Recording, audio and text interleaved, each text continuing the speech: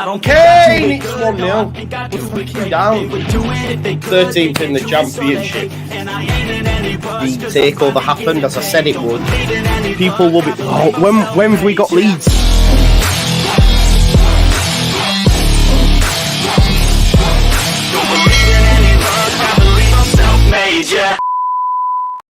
Now then, people, and welcome back to the Just Joe Football Show and another instalment of the final word.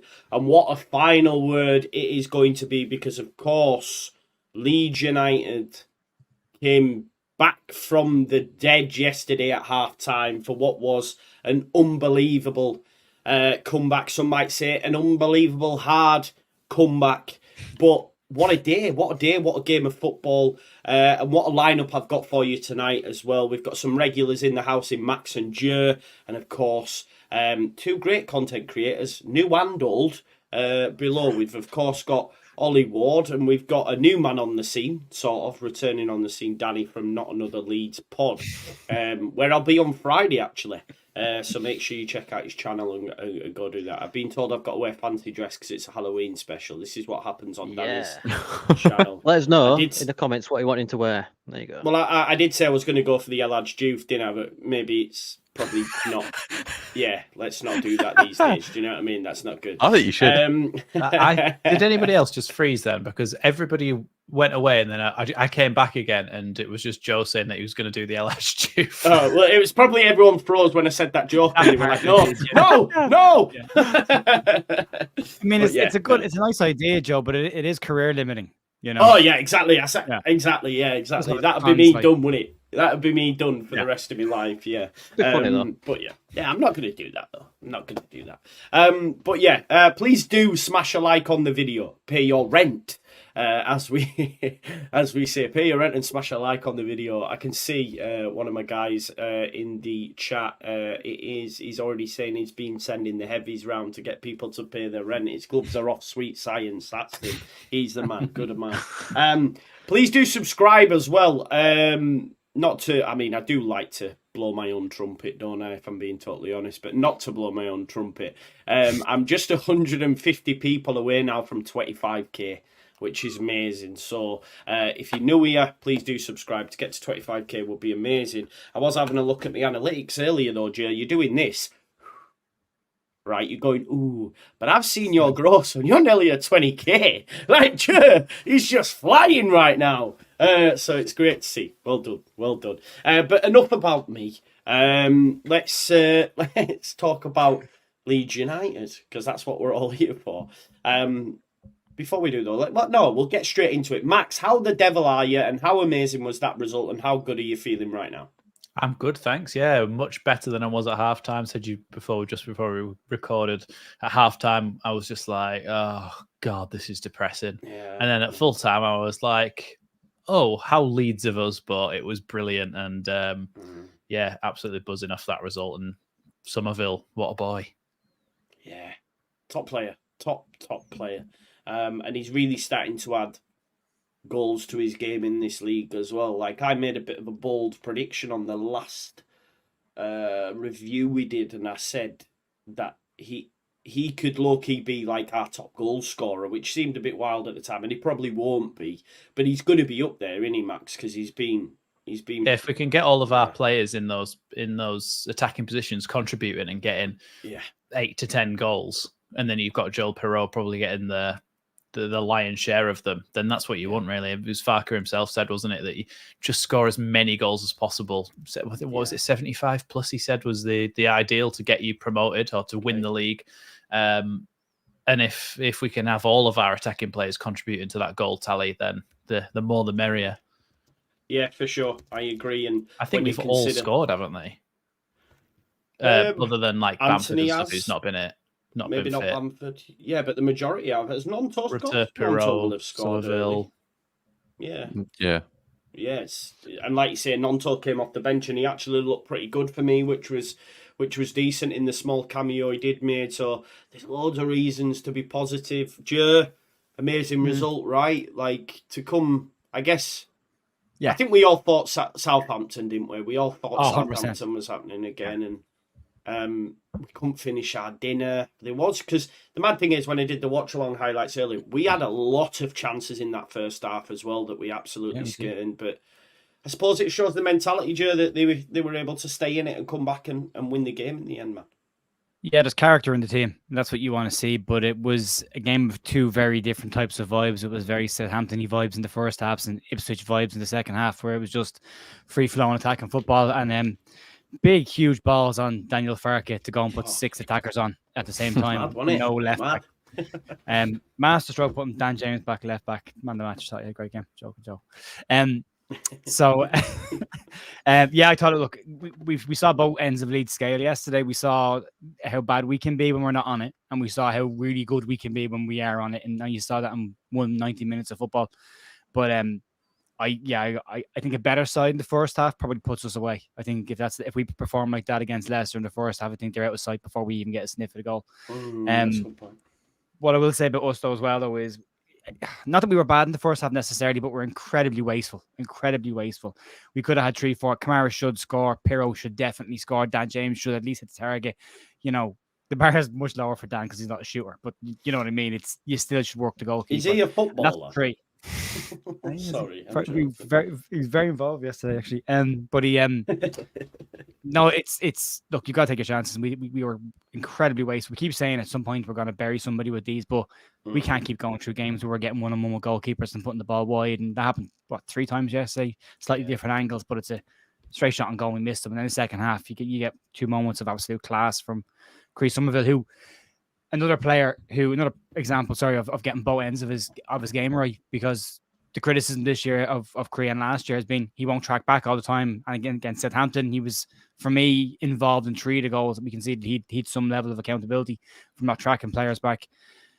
But I thought yesterday his tracking back was excellent. I thought his work rate off the ball was fantastic. In the first half, when I thought we were poor, he was probably the one player I thought stood out as being a really, really, bright shining light in that first half. And then second half, he was outstanding. But so was Jorginho in the second half. They were all very good in the second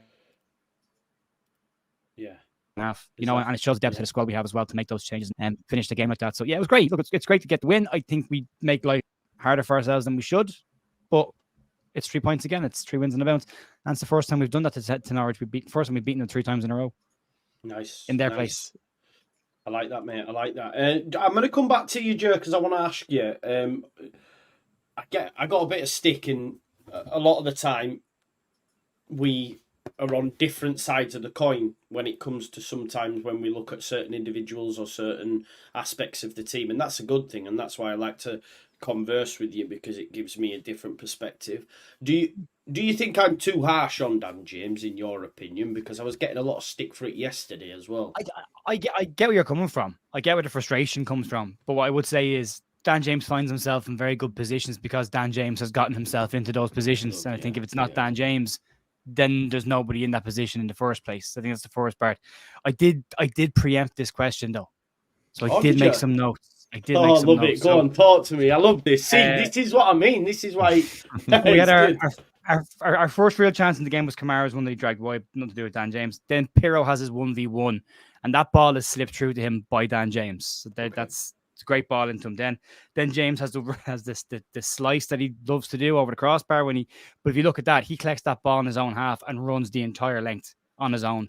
Rutter gets taken out beside him. And I think if Rutter doesn't get taken out of it, he squares that ball for a tap in. Yeah. I think that's what that possibly happens. I don't think anybody else would have made that chance for themselves either, because the way that he was able to get to the ball before Duffy, tap it under him, and then go around and get it. Yes, he skied it into the stands.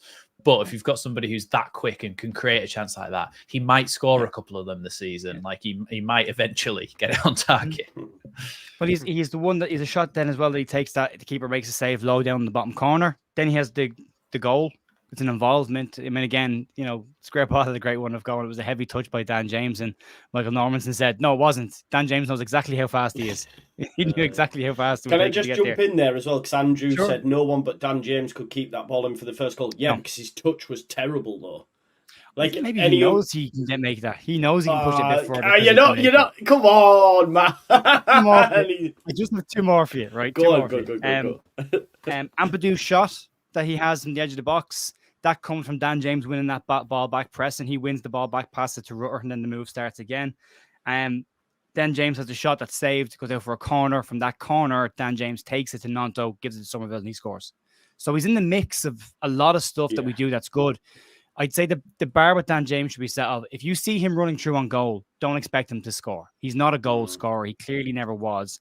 We saw it in the Premier League. How many times he had that run and never did anything with it. So I think the expectation is everyone will score when they get one-on-one. Dan James doesn't. So I would look at other parts of what he does really, really well, because he's involved in arguably 2 other goals in that game.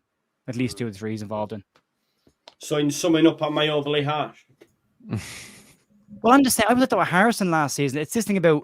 Yeah, true. He's not the world's most skillful. He's not a skillful player, so he's not like Rutter, where you'll excuse him not scoring goals because he does so much other really cool stuff in the game that gets you excited. Where Dan James is, I keep saying, the word about him is effective. He's not a pretty footballer. Effective. He clocks up numbers, and he is clocking up numbers. Did you mention that shot he had? He was on the left-hand side. He cut in and he blasted it at the bottom near post. Keeper just went down. Which was a great strike, by the way. Yeah, really. So I think sometimes he just pops up and he just goes, do you know what, bang, and hits it.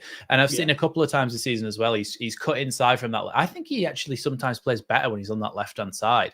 He cut in inside, a couple of times earlier this season and curled one, and the keepers had to dive and tip it over, or it's hit the bar and stuff. And I don't know if you remember I think it was on his debut for Scum. He did that and he just bent it in the top corner, and everyone was like, whoa, who's this kid? And so I think he's got that ability to cut inside and curl a ball towards the far top corner, but he doesn't really get that opportunity much from where he plays. As well, the one where he burst through on goal under Duffy, I think the XG for that shot was 0.17. So for somebody who's not great at finishing anyway, it's very unlikely that he would have managed to squeeze that in, but he still created the chance for himself. He was good without being perfect.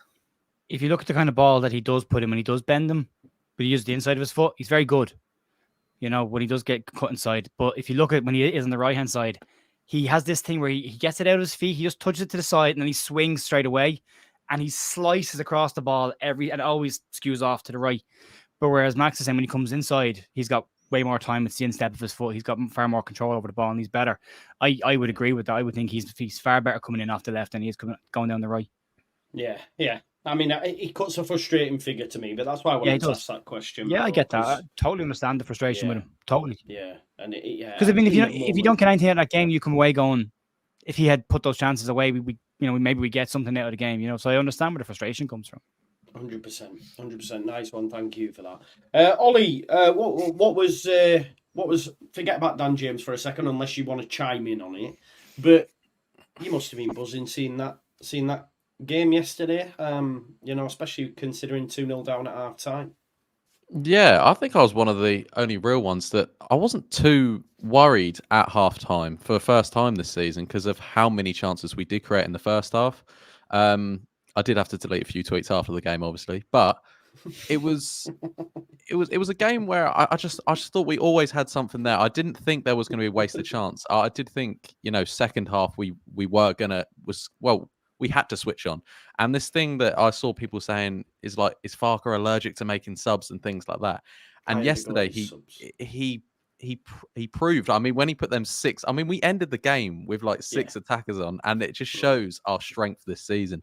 I do quickly actually want to touch on Dan James because I'm a massive fan of him this season. I have been, just because I think he's creating a lot more chances than necessarily the wasted opportunities. I kind of think it's like I feel kind of in a way, and similar to what the guys have been saying, he's not a goal scorer, but we don't always point the finger when Pirot has a quiet game because he scores goals. Do you know what I mean? And I thought he had another very quiet game yesterday, but he scores goals, and you don't care if you score goals. And similar with Rutte, he's got a bit of skills, and I think Dan James is creating enough chances that we need to be like, I think Dan James is having a really good season, but I do understand as well that sometimes it is that thing where just put your head up and you can see someone there. He does this thing a lot where he's off the right, cuts in, and there's about 3 other people waiting for the ball, and he smashes it with his left foot, and you're like, just release it.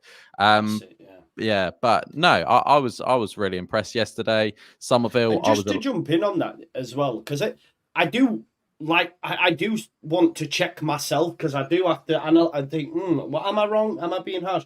But maybe it is a case as well, Ollie, that because Dan James is so involved, more so than Pirro, that the chances of him missing more are going to be more than Pirro because he's in them positions much more. So maybe it's a case of that. That's why, you know what I mean? Yeah, it might exactly that. And I don't think any player is not allowed to have some criticism. I understand the Dan James criticism because he is an annoying player, but I think this division and this season, I don't think he deserves the criticism necessarily he's deserving. But there's so much competition with Anthony, with Nonto, with wingers. He needs to, in fans' eyes, have a 9 out of 10 every week, or he just quickly gets jumped to the bench just because of how his previous performances in a lead shirt. But yeah, just a quick touch on Somerville. I was a late bloomer with Somerville. I always thought. I called him Jan Paveda 2.0, by the way. That's what I called him. I wasn't a massive fan. I thought he's, like Jer said, the tracking back. It's evitable now, and is that even a word? That's not even a word, is it? No. Evitable. Nah. No, that's not even a word. New, mate. Don't bring your southern speak up here, mate. All right.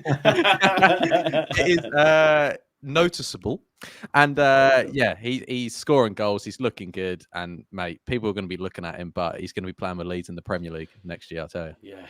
Yeah. I think we're pretty lucky because there's a lot of clubs sniffing around Jack Clark, so a lot of them might go there first. I think Brentford are interested in him, Burnley and others. So I wasn't a fan of Somerville in the first half. Yeah, do you know what, Max? He's greedy. You know, he's greedy, Max. I was saying, I just can't imagine any of these shots going in. You know, when he kept cutting in off the left and trying to curl them, and they always, apart from the ones that went in, they always just end up in the stand. And you're like, he leans back. It's kind of like weak, but just floats off into the distance. And it's like, what is that for a shot? And then his goal actually was his first goal was a little bit like, it was a really good finish, but it wasn't very powerful. It just sort of floated over the goalkeeper, hit the post and went in. Did it take? I thought it was a deflection in real time, but it's not. It's because sort of like it's slow. It moves slow, doesn't it? Yeah, that's the thing. It totally outfoxed the goalkeeper, and then it came off the post because it went in that slow that I thought it's took a deflection and beat. It looked like it, didn't it? Yeah, no, it was great. Got both of them, because if he misses that last one, and he's got like 3 other bodies to pass to, I'd have fucking lost my shit. So it was a great, everyone would have, right? Danny, you're chuckling away there. You've been listening intently, mate. Have you got anything you want to share on the game? Top performance, right? Oh yeah, mate, 100%. I mean, there's not much more I can add to what the lads have just said, apart from I've never had a problem with Somerville. I've never had a problem with Dan James. I'm only joking, of course I have. Dan James, I would like to touch on that because I think because he got enough stick over the past few years that a lot of it's stuck, and I think he's trying to right them wrongs, if you will. I think he's a lot more rounded this season. I think that he's trying more, and maybe because we have got Anthony and Rutter as well, and Nonto on the wings, that it's making him step up. When the same with Roof, when Bamford came in, he stepped up as well. Do you know what I mean? And it just, but I think I like him this season. He's great. But the game itself, the game itself, mate, it's like I missed the first half of it because I was at a bowling party with my daughter, and by half time I nearly thrown her down the lane. Do you know what I mean? Because I was that angry. But RSPCA, I'm sorry, RSPCA, no, NSPCA. RSPCA. Sorry. Yeah, well. But other than that, the game, mate, it was just great, and it's what we want in it as Leeds fans. we want it was devastation to elation, and that's what we all want, just pure euphoria as it comes to winning games like that. You know what I mean? Yeah, there's no better than a late winner. Is like you can forgive a 2-0, half time if you're going to get 3. It's like, I hate to make this comparison, but Man United coming back against Burnley and scoring 2 goals. People forget that they only just beat Burnley. It's the fact that they've scored 2 late goals and they're like, oh my God, the elation. And it's a similar sort of, you can forgive everything as long as you're winning games. And that's what Leeds United are doing now. The mad thing is, it was Stats sent me a text, before the game. And Leeds have won 6 out of 6 after the international break in the Championship. So every game we come back, we win. So it's like, it's really good, and it's positive that that's happening. I think Max, we're in third now, buddy. And, Ipswich didn't play due to Storm Babette in Rotherham. You can imagine Rotherham's facilities not being the best, so they weren't able to stop the game not going ahead. But even though they still have a game in hand, the fact that we've got points on the board and closed the gap's huge, innit? Like, it is huge. And it starts to put pressure on a little bit now, because Ipswich have got to win midweek, because if Leeds win, oh my God, it's 3. Do you see what I'm saying? So all you can do is go and beat the team in front of you and just try and do that every week. And the more we do that, and the more we put runs together, the better it'll get. And I think we were talking about it. I can't remember what it was. It might have been on Jer's podcast the other week. We were talking about how sometimes teams get into this winning mood and they just don't feel like they can be beaten. I'm not comparing us to Man City. I said this last time. I'm not comparing us to Man City, but they're like the prime example, aren't they? Because they get on a run and it's like, even though they come up against brilliant teams with brilliant players, they just don't get beat. They go on a run of, I think they went on a run of like 18 games unbeaten, didn't they? Or 18 wins in a row or something ridiculous. But when you get into that mood and you start beating teams and you have got one of the best squads in the league, you start to feel like you can't lose. And that mentality. Invincibility, really, innit? It's like an invincibility. And now we've hit 3 on the bounce. Like, the players are going to be thinking, like, who's really going to come and beat us? So hopefully we take that into midweek, and that's another positive thing that we have to try and get more points on the board. And like you say, put pressure on the teams above us. Yeah. Even though it's early in the season, all we can do is just keep winning games. 100%. And you know what, Joe? I think I said this after the game as well. That clean sheet against Wednesday, we then got a few on the bounce. This is a different facet to the club and to the players is, well, we were 2-0 down and we still won the game. And what that does now, if they do go behind, they know they can now get back into games, because you could have easily wilted, or Southampton again, And I even feel at times against Southampton, if we take our chances, we might have got back into that. There was one where Pirro gets through and his touch lets him down. I think Max touched on it before when we did that as well. But I think it does add another aspect to this group of players, doesn't it, to say, do you know what, never say die. We're never beaten. We will come back. You can see it by the reaction after the game. You can see it with all of them together and, pushing each other forward and that kind of stuff is infectious, and they'll want more of that. They'll want that feeling. I would rather have a 1-0 bore win, if I'm honest. Where we control the game and give me them all day of the week, man. I love it. The things said in my house in the first half, Joe, they shouldn't be said out loud. But and I'd rather less of those days. But yeah, no, I said already, there's character in this team. Farke mentioned it earlier on in the season that he knew there was a strong character in the group. You can see that it takes an awful lot. I don't think that's a great Norwich side, if I'm being very, very honest. I think we made them look a lot better than they actually are. There's a few standout gems, but as a team, they weren't that fantastic. I think. No, I think Mansara is a quality player. I think if we were looking at nicking at number 10 from somewhere, you could spend your money. Johnny Rhodes a lot worse than there. I don't know. I really like their backline's not great. Shane Duffy's still playing at this stage. Would be I wouldn't want. This is the thing. I said this. They've scored like 20 odd goals, but conceded 19, and that's the issue. The defense is terrible. I can see why Leeds were looking at Kenny McLean as well.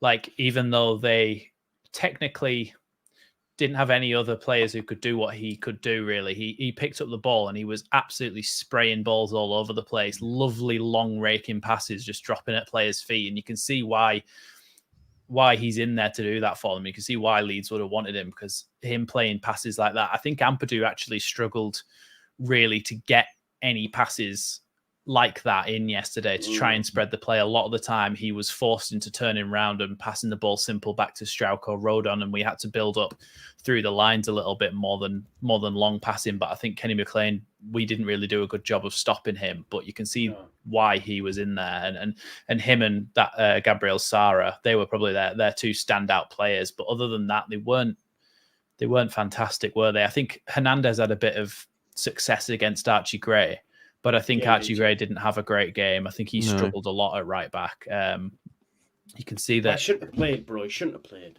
No. He shouldn't play. We're not managing his minutes at all. And it's something that bugging me a little bit. That's why I got annoyed after Farke's comments in the presser, because I'm like, you can't hammer them and then start him. 90 minutes. That's five 90 minutes in 2 weeks. We had Shacks as well, so we could have played Byram at right back, Shackleton at left back, and we've seen that Shackleton did a good job. Luke Ayling as well, bro. You could have played Luke Ayling. Yeah, we had Ayling as well. I don't know if Farke trusts Ayling for a 90 minutes animore, Maybe, but even still, he's had a couple of opportunities now where he's played. I think where they were getting the joy. I think where they were getting the joy, he wasn't going to put Ayling in. No, you're okay, mate. My screen froze. Yeah, I don't think he was going to play Luke Ayling, giving him any balls. We're going, into the space, into that corner, and looking at how much running was needed there. I think Bill was the last player he'd be looking at, because Bill's been caught on that a couple of times this year already. Maybe I'm being biased. I made a mistake of watching Premier League football today and yesterday, and I looked the teams getting beaten and gone, Jesus, Norwich are nowhere near that level, and we'll have to look at that next year. But I just, as Farke keeps saying, I don't want to get too excited about beating teams that we should be beating, but we are making it tough, and we need to stop making it tough. You look at Leicester yesterday, they have a little wobble early in the game, but then they steamrolled them, absolutely steamrolled them by the end of the game. So, it's great that we're third. I'm not saying I'm not happy. I am delighted with another 3 points. It builds momentum. That's hugely important this year, but I'm just nervous about how we're starting games, because it seems to be in the club, just in the first team. The 21s are guilty of it as well. They can start very slowly, but they concede when they start slowly, instead of just sometimes can start slowly and manage the game and build into it. But us and the 21 both seem to concede when we start slowly, and we need. That's what we did well though yesterday, because against Southampton we didn't stop the rot and we let them score a couple more times, didn't we? Whereas in this game, we conceded, but we then were like, right, let's have a period of stability, not conceding. We had 10 minutes or so where we were just solid, and then we started to build confidence back into the game again. So I think maybe we learned a little bit of a lesson from that Southampton game, and Southampton have a better team, don't they? But Norwich are no mugs in terms of championship football. They have some decent players, don't they? They have some decent players that we were talking about, Hernandez, Kenny McLean, and Sarah and stuff. So we kept them out and we grew back into the game. And obviously, eventually they did score another one, but that was, I don't know what happened with that one, but that was right before half time. Yeah, I think for me, Norwich will be there or thereabouts. I think if they had a better manager, they'd probably be doing better. And as championship sides go, I think they're pretty decent. I think it's gone. Sorry to interrupt. I don't think we're doing Norwich.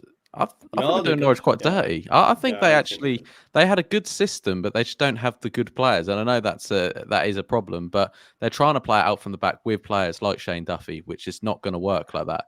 But I thought they caused us quite a few problems, and it clearly was that in the first half. And I do actually think Norwich will be in and around there. I was quite impressed with them yesterday. I was impressed more of us in the end, but I don't know if I was just I watched that and different. I was quite impressed with 100%. And football's about opinions. I think for me, Norwich are decent, but ultimately, the standard of the Championship, Leicester aside, for me, is absolutely pish. If I'm being totally honest, and I've said, and we've been spoiled though, haven't we, by what we've seen in the Premier League over the last couple of years, and so.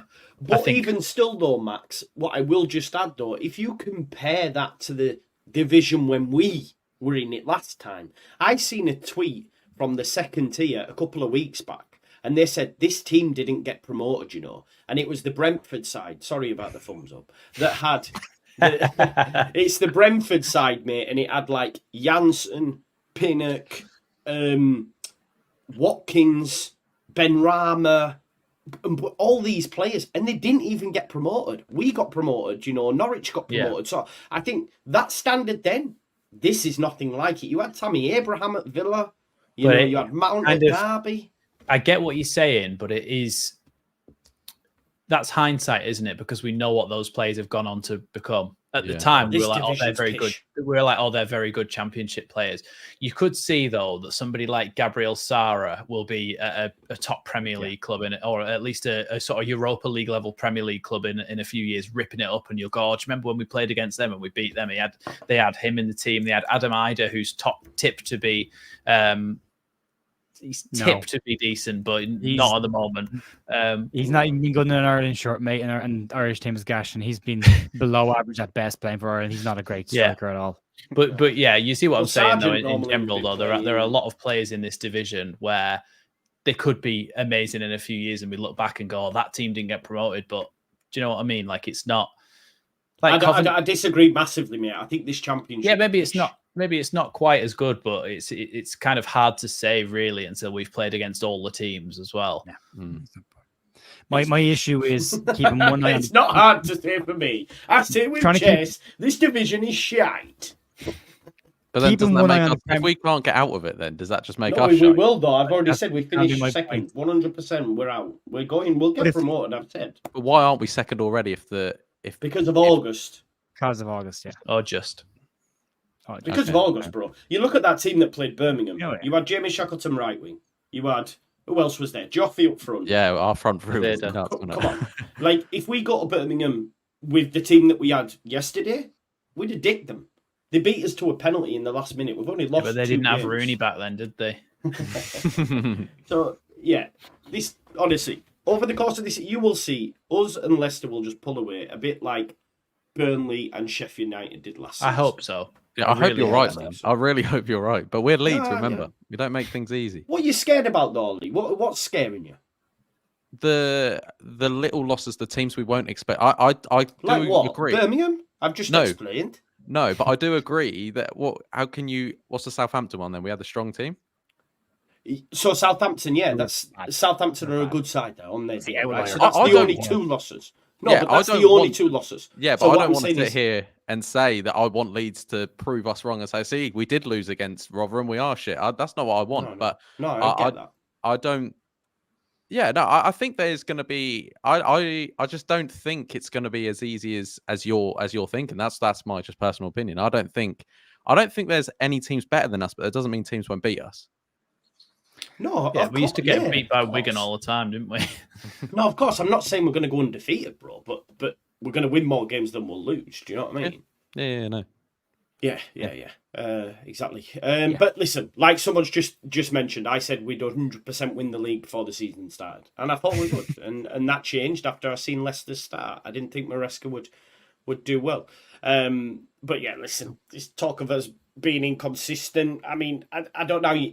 Without winning every fucking game, I don't know what more we can do at the minute. I think it's a performance. It's not necessarily. I'm going again. Yeah, is it just? It's not just my screen that Joe keeps going. No, Joe, he keeps doing it. Yeah, he says a couple of words and then stops. I get these little pockets of windows where I can say something, and then it's gone. I don't know. You know me. I'm just confident. Honestly, I'm genuinely not concerned. It's the performance for me, Joe. It's how we're playing in the games. That's my concern. It's not the winning games. Yesterday's first half. First half. No, because hang on, and just hear me out. I'm not saying we're a bad team. I'm not saying that, but I'm saying we can't start games like that far too often, and we have started games like that this season already. And the issue is that we don't start games like that and come out of it with 0-0 at halftime. We start games like that and we come out 2 or 3-0 down at halftime, and that's the problem. It's happened twice with two teams that have come out and played against us. The bulk of the teams have sat back and haven't tried to threaten us, and we still conceded against those teams as well. We're not always going to be able to come back. Yeah, exactly. You're not always going to get the epic comeback. You've got to minimize. You've got to start keeping clean sheets in this division more consistently. We had a lovely run. Wait. Who's got the most clean sheets in the league, Joe? Joe, hang on. Who's got the most clean sheets in the league? Clean sheets. Answer the question. Who's got the most clean sheets in the league? Oh, we do. I didn't say we didn't have clean sheets. What are we doing here? Joe, I'm talking to the game. If you want to get promoted, you've got to be better than at least every team bar one in the league, right? Because we won't win the playoffs. Forget the playoffs, right? You've got to be better than at least every other team. You can't start the way we started them. Find yourself behind and then have to claw your way back into these games. We're going to go up automatically. We've got to start blowing these teams out of water and showing that we are way better than these teams. Scraping the 3-2 win away from home in the last couple of minutes of the game. That's not running away with it, and we've got to get better at starting games. We've got to get better putting ourselves in a front position because we have better teams to play. We'll play Leicester, and I keep saying it. The way Leicester playing this season, if we start like that, they're out of sight by halftime. Yeah. So we've got to be better. We can't just have a result and go, everything's great, we're brilliant, great. I keep saying it. It's never. the worst thing in the world when we lose a game, and it's never the best thing in the world ever when we win a game. There's balance there. There's things we did really, really well yesterday. Really, really well yesterday. But there's areas of the game yesterday that would concern me and we need to sort out. Yeah, no, I agree. And let me just clarify, Matt. We don't argue. This isn't what that is. That's just just a debate. We never argue. Definitely not. It is. I don't like anyone here. No. Let me just say before I come to Danny as well, Tony, I spoke to Kate. Kate's all right. She's just been a bit on the holiday and had a few things. She said she's going to be creating content tomorrow. She was going to come on tonight, but she said not ready. So I think she's going to be back tomorrow. So big shout out to Kate. So look out on her channel there. Paul says Joe needs to rewatch his stream. He was having a meltdown in the first half. Yeah, in the game, man. In the game's different, man. In the game is different. But yeah, I hear it. I do. Danny, where do you stand? Are we going to dick the league, or am I too confident and I need to bring it down and be a little bit like these pessimists? I think you're that far out, mate. I think you're that far out of this. You're that far off this planet, mate. We need to pull you back in from the rope that you surround your waist. But there's nothing wrong with being so confident. But I mean, Joe's absolutely right. We did things great yesterday, but we were wasteful, and we conceded 2 goals. The first goal was just ridiculous for me. No way he should be getting an head to that. He should be following his man. But after I said on our podcast that 15 games is a good barometer for us to see where we actually are. And obviously, like you say, we've had August and the old Rads thing, but you are right in being confident, mate. I mean, I'm confident, but during the game, I'm like, oh my god, it's over, it's over.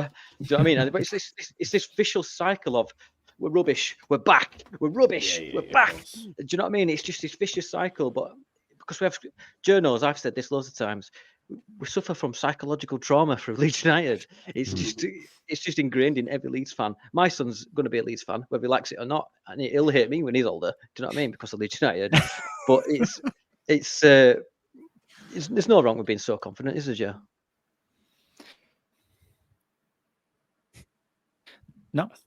No, I think he responded. James Ho said, Farke ball best since Bielsa, don't pump it up, the whites are going up. That's a member for 3 months. Big up to James for that comment earlier on as well.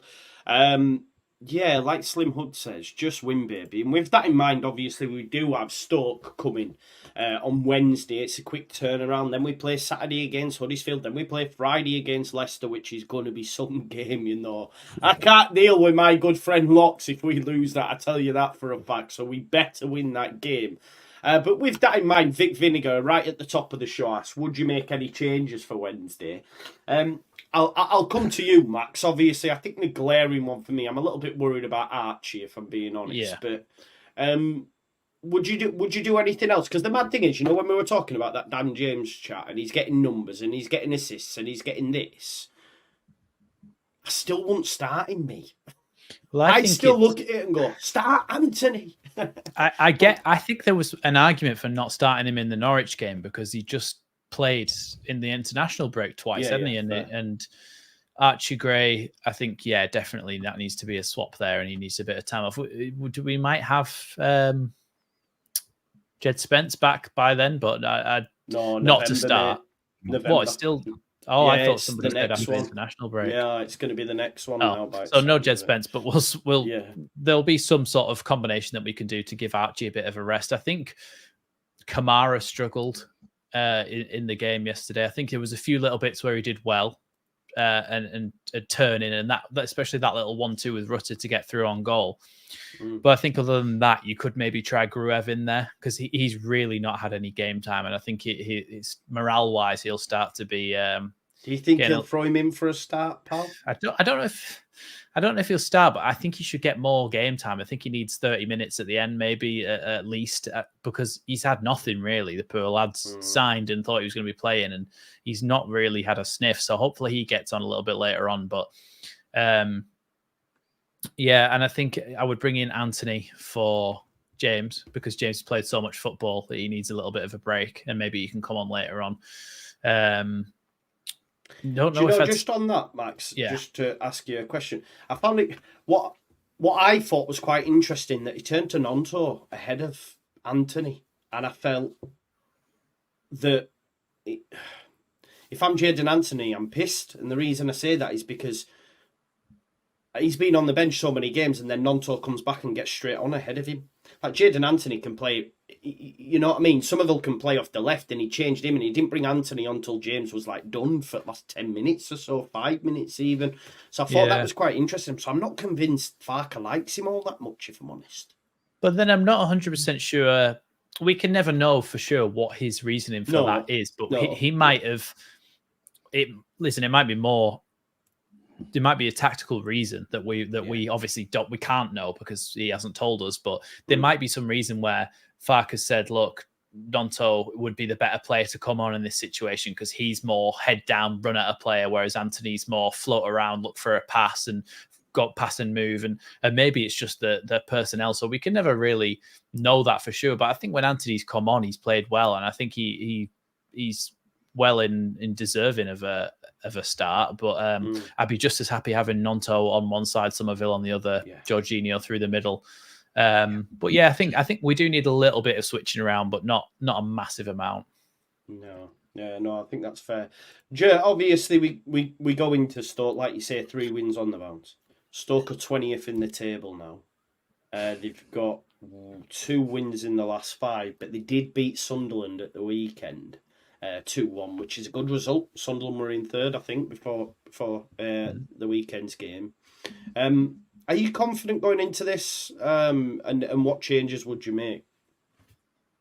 I would look at right back, just because of fresh legs. I think actually 5 games in 14 days is nuts. Yeah. It's absolutely nuts. At any level, it's crazy. I mean, in fact, he's played 90 minutes and all of them is mental. I agree. I thought Kamara and Ampadu together, both of them, I thought struggled in the first half specifically just to get a hold of midfield. I don't know what you heard. Yeah, I thought Ampadu and Kamara struggled just to get a grip of the game in the first half a little bit. But then when there's been 3 in the middle of the park, against Southampton being another example of that, we have struggled in midfield a little bit without that extra midfielder.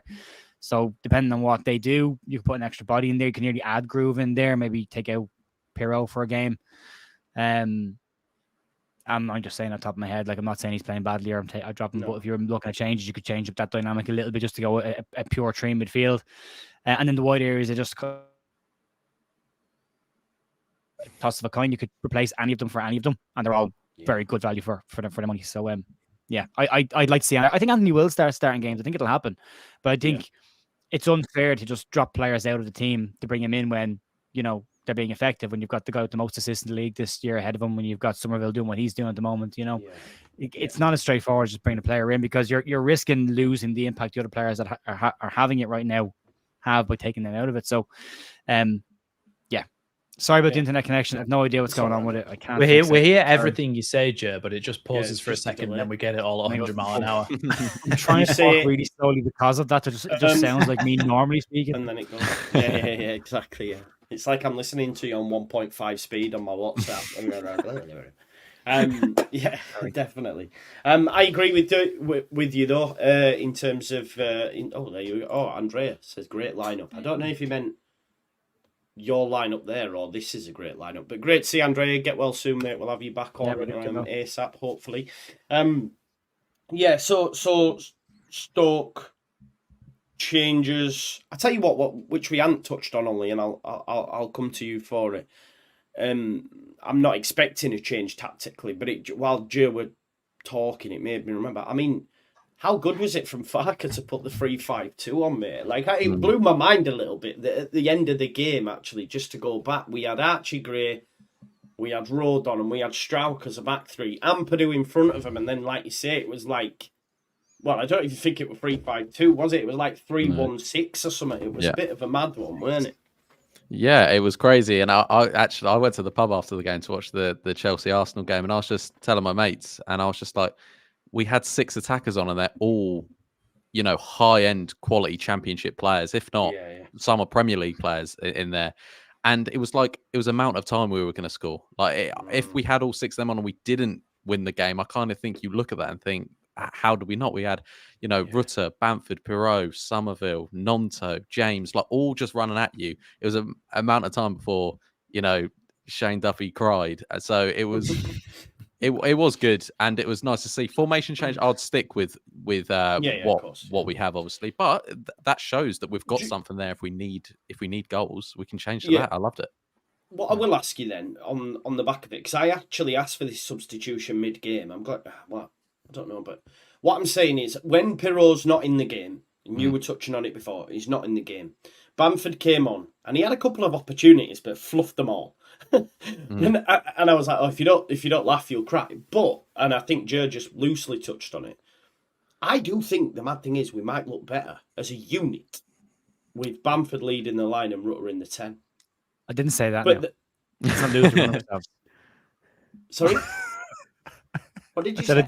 I didn't say that. No, let's not lose the run of ourselves. No. I'm saying that bit, but you mentioned about Bamford coming in and Pirro coming out. And maybe changing around. Yeah. So my thing is on the back of that. I do actually think as a unit, especially in rest defense, check that out. We will look better because Pirro, for me, does look like a chess piece sometimes, and it's like, where is he? What's he doing? And then because he's not heavily involved, Ollie, when the ball comes to him, his touch is piss poor. Yeah. Whereas one sec, Joe, you interrupted me. I'm not allowing you to interrupt me. No, I was going to ask a question. I want to ask a question. What you're saying? Who plays in the 10 for you? Rutter. So why can't Pirro play in the 9 then? Why can't we? Because he doesn't do what Bamford. Because he doesn't do what Bamford can. He ain't got the legs for it.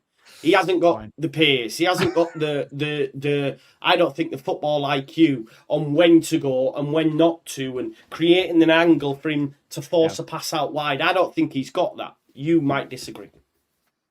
I just think he'll score more goals. I just think he'll score more goals there, and maybe we're missing something with him. But my argument is the same. If Rutter can play as a 10 when Bamford's on the pitch, then why can't Pirro play in his natural position as 9? And Rutter playing the 10, considering he drops deep. And again, all the great stuff that Rutter did yesterday, he did from really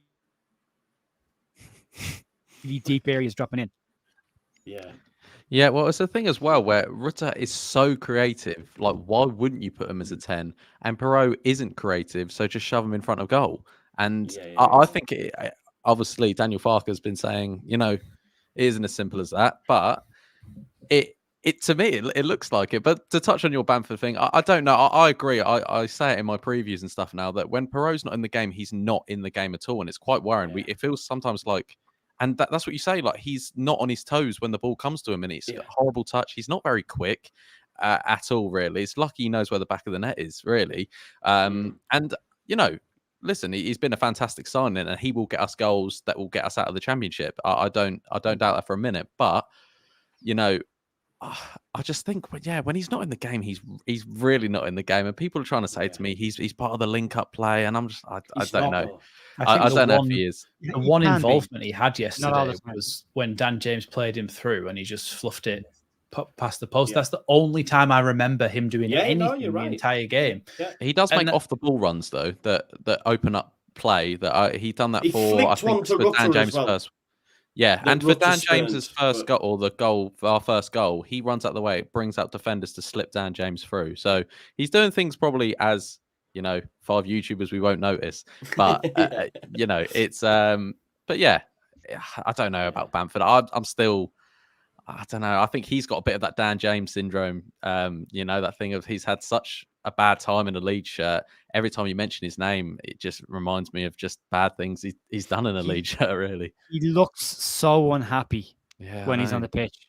And I'm starting to feel sorry for him. I'm actually starting to get to the stage where I'm hoping so you should the way you've treated him. All that hate mail you're sending to him. Listen, I was only a horse's head. I took it back. No. Sorry, that's Kate, actually. That's Kate, isn't it? I'm genuinely starting to feel sorry for the guy because he just looks devoid of any kind of confidence at all. Even the ball does drop on his left foot, he's not even swinging, and that he's looking to pass it, and it's a shame. It's a real shame. Game scenes as well. Have you seen them? Like when they're all in the tunnel, they're all going, "Come on!" and he's just like walking past, and it's like, quiet. He kind of looks like a player who's not with the rest of the squad. Like he's not connected, or he's like the new player that's come in and hasn't really blended in yet. And maybe he's. Do you not think when he comes on though, Joe, he gets involved and he does nice things? Yeah. I mean, his presence very good, and he gets around the park. I haven't seen the guy smile on the pitch once. I mean, the ball drops him, it doesn't look instinctive anymore. It looks like he doesn't want the ball, not deliberately. I'm not saying he's avoiding the ball, but when it gets to him, he's kind of like, I'll get rid of it. I'll give it to him. But as a fan base, we haven't helped that though, have we? We really haven't helped the absolutely. We've ripped his confidence to shreds last year. Yeah, and that's I mean, that is horrible, because if you have a bad day at work, not everyone, not 40,000 apart, 40,000 people aren't shouting at you if you have a bad day at work. I know it's his job. You leave the office like that. Wanker. Come to the front door, just getting dogs abuse.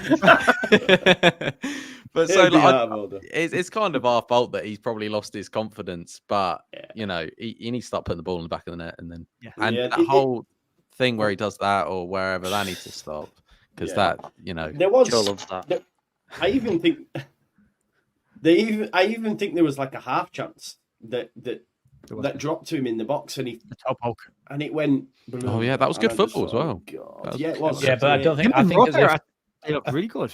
I think the defender did really well to actually get a toe to that just before he went to strike it, and the defender just poked it, and so it was really good from the defender. But the play leading up to it and the moment where he could have scored was really good, linking up with the other players. We know that his link up play is good, and I think that's something that he certainly offers over what Joel Pirot offers, because we've said so many times before, or I've called Joel Pirot trampoline feet, because it just does seem to bounce off him and go 5 yards, 10 yards too far away from him. And it's like, come on, just trap the ball and get somebody involved. But that's not his game. So it becomes increasingly frustrating. Because yes, he's scoring goals. And it's kind of silly to say, because say in years gone by, in like 80s, 90s football, a striker a lot of the time was there to not do anything for 90 minutes, but when it came to him, put it in the back of the net. But and even to a certain extent in teams, in systems like a Sean Dyche system or something like that, that's still present. But in a system like Daniel Farke's system, where you kind of expect all your attackers to be very fluid, very flowing, all of them to get involved, little 1-2s, pass and move, trying to create space, you kind of need all of your cogs to be turning together. Do you know what I mean? Whereas he's kind of just there, ready for if he has a chance to bang it in. And if that chance doesn't come to bang it in, he's actually more of a hindrance throughout the rest of the game than he is a help. And I'm gonna sort of like piggyback on the back of that as well, Max, and say, and I don't know what people's opinions are on this. If we got promoted, Joel Pirot needs replacing. And that's a mad thing when you consider you've spent that amount of money on him, because if this is in the Premier League, we're all saying get him off because he's not doing anything. And when the ball does drop to him, he's not clinical, because in the Premier League, you don't get nowhere near as much chances. So for me, you would have to either go out and get but then again, Pirot for me, Rutter's not a 10. I don't think anyway. And I don't think Farke believes. We need to go and buy a 10. He's not a 9. He's not a 9. And he went to get a specialist 10 in Amiri. I don't think he'd have played Rutter as the 9, so would he have gone out wide left, wide forward, whatever? So it makes me think he'd probably need replacing, which is mad when you consider the outlay we've spent on him. The thing is as well, though, if somebody else in the Premier League had signed Pirot and just put him up front as a striker, he's actually one of the best finishers in English football in terms of actual ability to put the ball in the back of the net. He's a striker, he's got the power that he's got and the ability to find corners. He's so good at it. So if you actually played him up front in the Premier League, I think he's a viable option to be a striker in the Premier League. But if, like you say, Joe, he's going to be played in this system, then I don't think it works. Yeah. And I just want to shout out as well, Andrea and Lockie both said this in the things we used to do, the scouting report, etc. They all said, and I know that's how we and others have said it, he's not the profile of striker that normally Daniel Farke works with. And I think we tried to get Archer, and he went to Sheffield United and had Archer not gone to Sheffield United, we probably don't sign Pirro. So, listen, I'm not hammering him. He's our top goal scorer. Great. Yeah, and there's also the thing we hammered Rodrigo for 2 years playing as number 10 when he wasn't number 10, and then people said, but he can play. He's played there before. He can play as a 10, and then he goes and plays up front and he scores a lot of goals. I'm not saying Pirro is an out and out number 9. He's played up front with other strikers as well, but that's where he's been on the last man or in around the 6-yard box. He's not been outside the box and the ball's been crossed in. He hasn't been trying to make up ground, and that's a big change for a player. And I think it's unfair to judge him as a striker when he hasn't played as a striker, because he hasn't played as a striker. But they're rotating or not, he's not. Do you know what's weird though? And I've only just thought about this now. What was Farke going to do with Pirro if he'd have signed Amiri? That's the thing. I don't. That's because number 9 conversation. You've got 3 players competing for number 9, which is what I think he'll do in January. I think he'll go and get a 10 in January, and I think you're looking at Pirro competing for number 9 with somebody. That has to be what it is. So how come it would work with another number 10 and him being the number 9, but wouldn't work at the moment? To me, that makes no sense. Did Pirro come after Amiri broke down or before? No. Before. No, I think before, after. No. Or was it before? Mary was late, wasn't it? No, it was very similar time. Yeah, it was very similar time. Because I think we wanted Cameron Archer. And when he chose to go to Sheffield United, we then pushed the button on Pirro.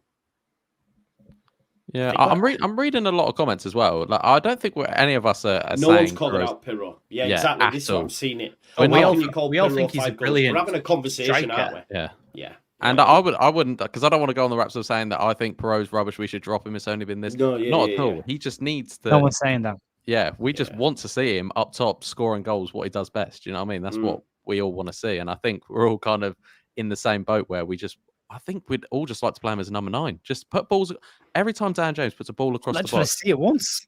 Let's see it once.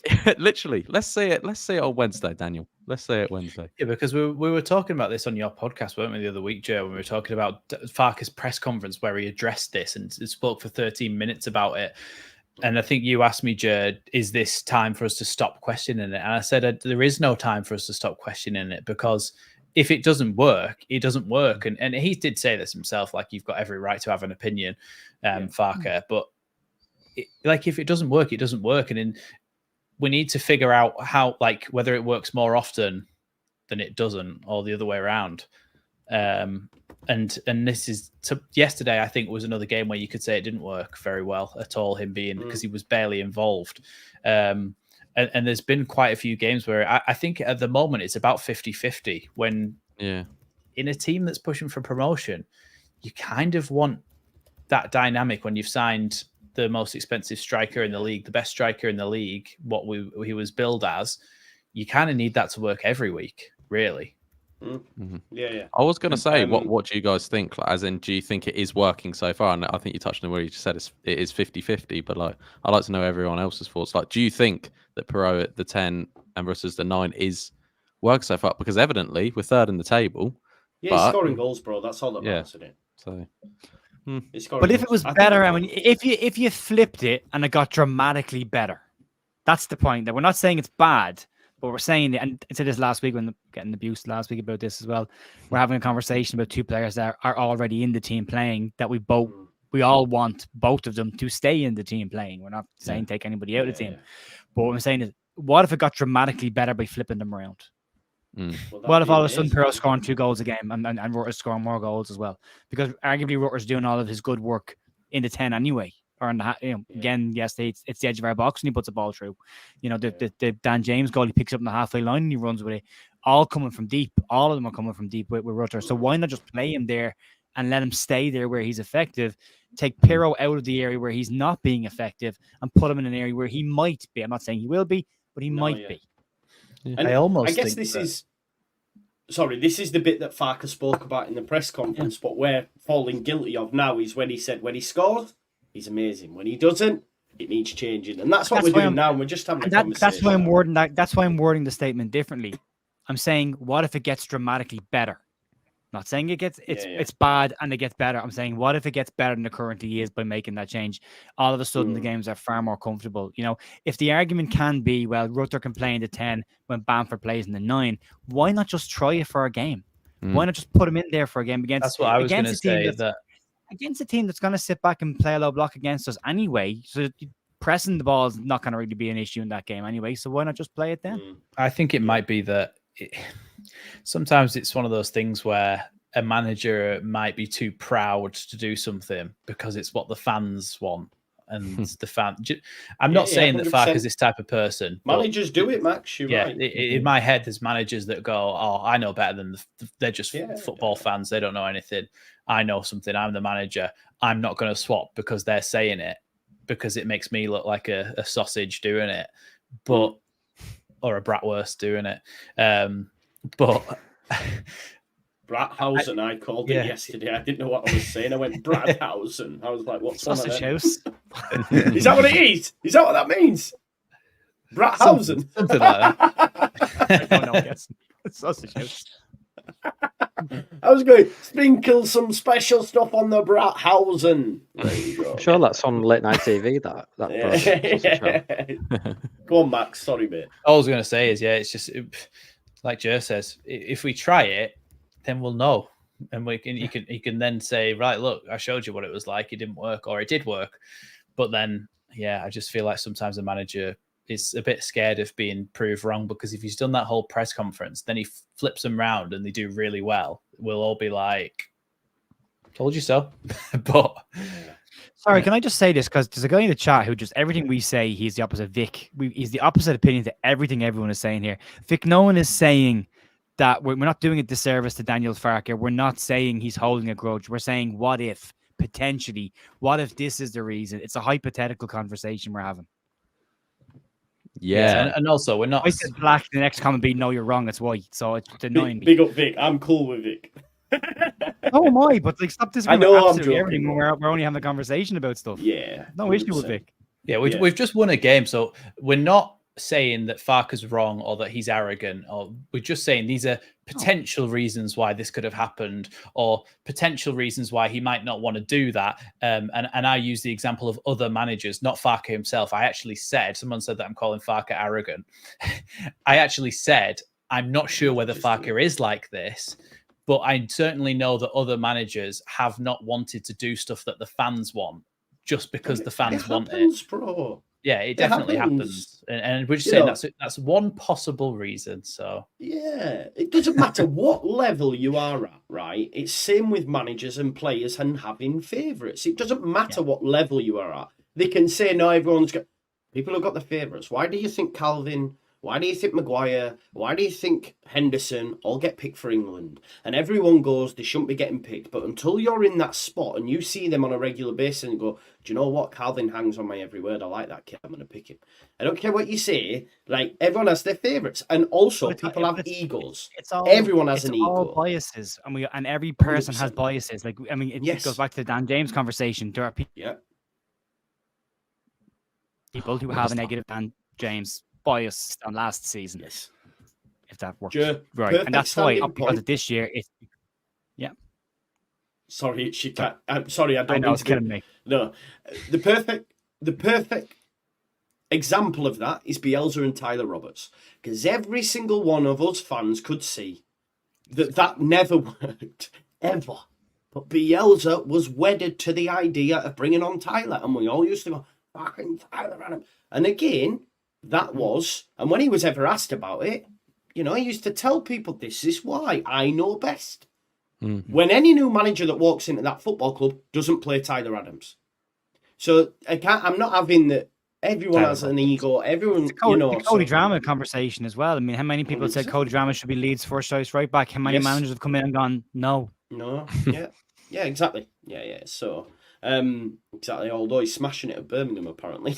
He smashes it at every other place but us. Yeah. Liam keeps reminding me, Liam Horsley, and I just say to him, I thought he was supposed to be playing Champions League with Dortmund and Newcastle. Why? They'll retire his shirt soon, won't they? Yeah, exactly, man. Get it done. Daniel, you have been sat there very, very quiet, being very, very, I don't know the word, cordial, patient, maybe, yeah. Like a drink. Yes. Where do you stand? Should Pirro go in the 9, or should we just let Farke? This is what I said, Joe. Let Farke do his job. Someone said to me, "Who made you a manager?" I'm like, I'm not. I'm a guy on YouTube, that's all. But where would you stand? Do you think we should give him a shot at the 9? Yeah. I'm just soaking up all this knowledge that you guys are talking about, and like just putting it in my brain, because when it comes to tactics, I'm not savvy, if you will. I'm more a comedic relief, if you will. Sometimes. Sorry. No, it's fine. I'll just write this down. Sorry, that's just my feelings journal. Ultimately, I'm not bothered. I just want him to score goals. I want Rutter to assist him. You just want Farke to pick the team, is what you're saying. Yeah, in Farke we trust. Yeah, me personally, that's just. Yeah. I'm just being honest. It's fine, mate. You made me feel smart tonight, so thanks, guys. It's all right, mate. It's all right. Right, okay. Let's finish up with some quick fire score predictions and also your man of the match from the weekend. So I'm going to go Somerville. I think a lot of us probably will. You don't have to, though, if you want to be different. I will go Somerville, and I say we beat Stoke 3-0. I'm going to go over to Max now. I think it has to be Somerville. I think Jorginho had a good game again, but how good was Strauch as well, Max? Yes, Strauch again, the Championship Van Dijk. Yes, definitely. I think he was excellent again. Everything went through him at the back, and he's just so calm and collected on the ball. But it has to be Somerville for those two goals. And then score predictions. It's a difficult one, isn't it? Because it's Stoke and it's going to be windy. It's going to be wet. Night in Stoke. Yeah, and I think they score, but I think we're going to win 2-1. Nice. I think this time we're going to go 2-0 up, and then we're going to concede a consolation goal. Nice. Take it 3 points in the bag. Joe, man of the match and score prediction. Yeah, I think Cree. Although I would really like to give the Stroke, because I thought he was fantastic. Again, I thought he was. Joe, do you think he's turning into a captain? Yeah, yeah. I've seen it. Really starting to show. Yeah, there's just the way he's carrying himself. There's a bit of a swagger about him all of a sudden. Where last year the shoulders were kind of hunched and the head was down. This year he's much more proud walking around the park, and he's talking to players. You can see him pointing. He's giving it some now. Yeah. There was a corner, after we conceded. The next corner after the first one, he was going to everyone. Calm down. Go on, strap. All right. Yeah. I think he's the first game they gave him the armband. Sorry, the first game that he started, which was probably just the last game, actually, to be honest. The more I watched him in the game, I thought, you can see a leader there. Like, you can see it coming out of him. He's controlling things.